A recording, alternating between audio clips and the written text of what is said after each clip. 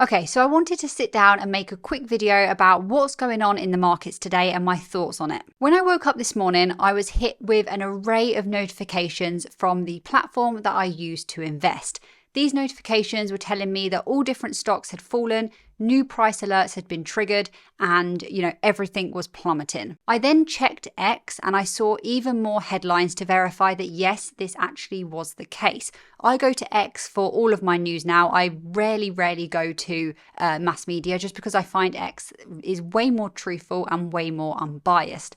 But anyway, I quickly learned a few different things. I saw that the Japanese market had experienced its worst day since the 1987 Black Monday crash. I also saw that the Taiwanese stock market had experienced its worst day in 57 years, and South Korea have paused all sell orders. So something was definitely going on. This made me then go and have a look a little bit further, and I quickly saw that the Nasdaq, the Dow Jones, the FTSE 100, the S&P 500, all of these different indices across the globe were seeing a similar thing. The markets were dropping. Now this sounds very serious, and in fact I even got my red light out behind to show that the markets are falling. But please don't panic if you're watching this, just keep watching. I'm going to talk about my thoughts and what I'm doing about this later on in the video. And then I looked at individual stocks across different sectors, and again they were falling, and they were falling during pre-market, before the market was open, and they continued to do not that great during the market open.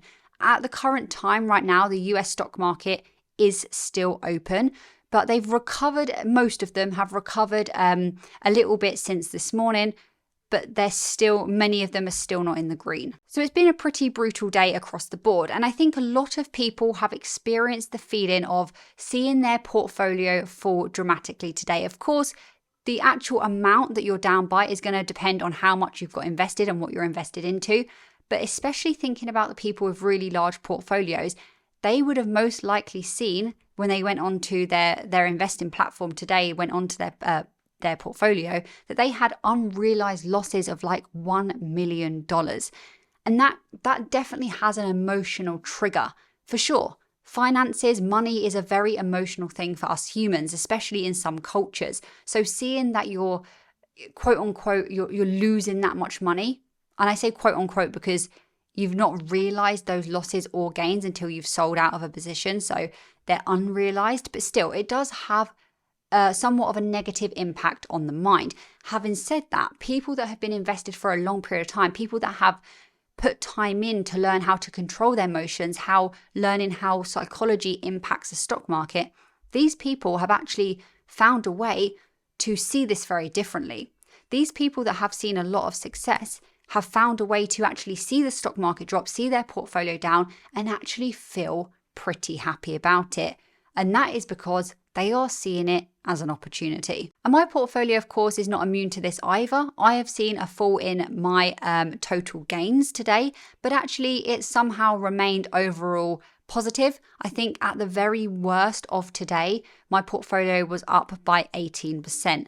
So I'm pretty happy about that. But anyway, let's now talk about why this has happened. First and foremost, it's multifactorial, as anything like this does tend to be. But let me just spend some time quickly covering some of the most important main reasons that I can think of. And if I'm missing anything, please do leave them in the comments below.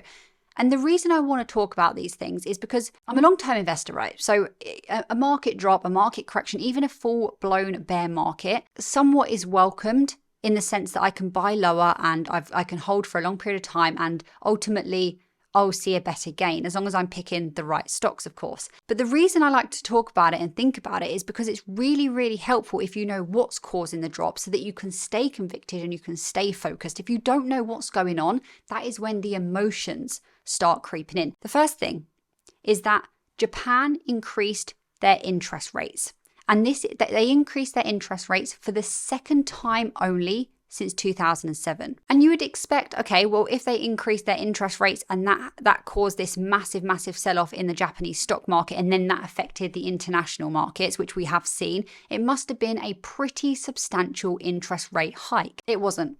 It wasn't even a massive hike. It was a small 25 basis point hike, but the market It didn't like it. And it was enough to send the Japanese stock market spiraling down by about 12.4% on the day. And this now means that the Japanese stock market is officially in bear territory. They are officially in a bear market. And this is because the market has dropped by over 20% from recent highs. The second reason is that the Chinese yen is outperforming the US dollar and is now at a 7-month high. Number 3 is that the American economy is shaken. And you can probably tie this quite well with politics, but there is now too a worry about recessions. Why are people worried about a recession? Well, it's because people have seen the data showing that there is rising unemployment rates, there is slow job growth, there is a lot of job cuts happening, and we've seen that across some of the big companies like Intel, which they have not been doing too well recently. And if you hold Intel in your portfolio, I feel for you. I'm not saying it's a bad company to hold. It's just it has been a little bit brutal. And also, when you look at some of the key indicators, we are seeing some concerning things as well that could be pointing towards a recession. The SAM rule has been triggered, which is an economic indicator of an upcoming recession. It signals the beginning of a recession. And this rule has actually had a pretty successful historical track record. So people do pay quite close attention to it. It's been pretty successful in the past of actually predicting a recession, and now it is seemingly predicting a recession again. However, the creator of this very rule has actually come out and said that the rule may not be accurate this year, due to other factors that are influencing it. So obviously, take it with a pinch of salt, and it's super, super important not to make your investment decisions based solely on one single PE ratio or one single economic indicator. No, everything has to come into play. We've also seen that the VIX, the VIX, has been rising, and that is a measure of expected volatility. And I believe it's now seeing the 3rd largest spike since 2008. Other notable big ones being during COVID and the 2008 financial crash, which is kind of crazy that we're seeing a similar spike now than we saw back during an actual financial crash and during a global pandemic. But I'll speak about what else is happening, and it may be warranted. The VIX, or the VIX, I don't really know how to actually say it, is a volatility index. It basically measures how much people think that the stock market will move up or down in the near future, how much people think that the stock market will be volatile. Higher numbers mean people are expecting more ups and downs. Lower numbers mean that they are expecting not so many ups and downs. And if the numbers are higher, it normally indicates that people are feeling nervous or fearful about the market. This emotion could trigger people to sell. And then, of course, we have the fear greed index. Now, the fear greed index is reading extreme fear at the moment. And this is a big, big change from last year when it was reading greed, or even a week ago when it was reading neutral. But even though we have all of these things and all of these indicators, right now, the US economy is not in an official recession. However, maybe all of this happening and the economy struggling and the stock market falling will actually cause the Fed to do an emergency rate cut. Or, maybe they'll wait till September. Who knows? And on top of all that, thrown into the American economy, the American stock market, is of course the fact that this is an election year, which is going to introduce volatility. Number 4, we have so much geopolitical issues and global uncertainty happening at the moment. Of course, we have all of the tensions in the Middle East right now, especially involving Israel and Iran. But we have a lot of issues outside of the Middle East. Here in Europe, people are saying Europe is falling. There's many, many problems. We could be on the brink of a civil war here in the UK. I could make a whole video about that. But anyway, basically, there is a lot going on. And all of these things really impact the stock market. It goes without saying, but during these difficult times, the stock market is just not the most important thing. The health and safety of yourself, your family, and your friends trumps that. But I also want to remind people that actually, recently, the stock markets have been doing really, really well. In fact, the S&P 500, even though it's not been doing too well today, is up 16% over the past 1 year. The NASDAQ is up by 30.74%.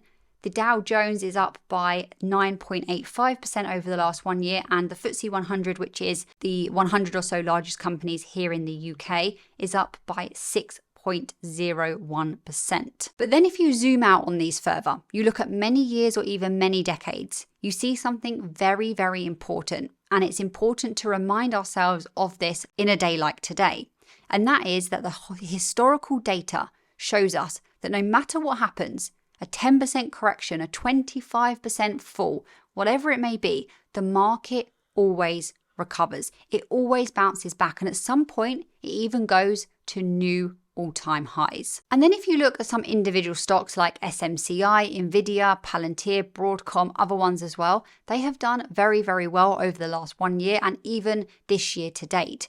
But the point is, things do not go up forever. They can't indefinitely just rise. Whatever goes up must come down. It's a rule. And at some point, sooner or later, the pressure builds and a correction must take place. A correction is just a drop from a recent high of between 10 to 19%, whereas a full bear market is a drop from a recent high of 20% or more. And people have been saying for quite a while that we seem to be in a bit of a bubble and that bubble is going to burst at some point. So maybe that is what we're seeing now. And maybe this will just be a short-lived correction and we will soon be seeing more highs, or maybe this will be a harder fall over a longer period of time. We don't know that right now. Time will tell, I guess. We can't predict what the market is going to do. But what I know is that I experienced the 2020, whenever it was, the COVID crash, and it was very panicking. It gave me quite a lot of fear, and I worried that this time was going to be different. I did not experience a global pandemic before, and I thought that this is going to truly be the end of the stock market. I had these thoughts is what I'm trying to say. Luckily, I didn't sell all my positions or anything like that, thankfully. But I had these concerns, and this is a normal human response. Emotions play a massive, massive part of investing. And looking back, the only thing that I can think is that I actually regretted not using the opportunity to buy more than I did. But I just wasn't in the right headspace during that time to do that. Fear is really where the opportunity lies. Warren Buffett, the legend, says it himself perfectly, which is be fearful when others are greedy and greedy when others are fearful. In terms of what I'm doing, well, I'm not selling. That's the main thing. I'm not selling, I'm staying invested and I'm sticking to my plan. I'm very much trying to focus on the long-term mindset of investing, focused on the data, what I'm thinking is going to happen in the future, regardless of what happens in the short term. And I'm trying not to let all these little emotions creep in and actually destroy what I've spent so long building. I've also used the opportunity today to continue to dollar cost average, but actually I probably wouldn't have purchased today if I hadn't seen this dip. So what I've done is I've added a tiny bit more of some stocks that I really want in my portfolio. We've been speaking on my Discord about this today, and I know a lot of people are going to feel very, very panicked. And I think that's absolutely normal, especially for new investors. So, you can come and join my Discord if you want. I'll leave a link in the description below. But if not, just leave a comment. Let me know how you're doing. Let me know what you're doing during this dip. Are you buying more? Are you holding? What's your plan? Stick to your plan. That's the main thing. And I hope this video was helpful. I hope it at least reassured you. Maybe it didn't. Who knows? But anyway, thanks for watching. Thanks for supporting the channel. And I'll see you in the next video.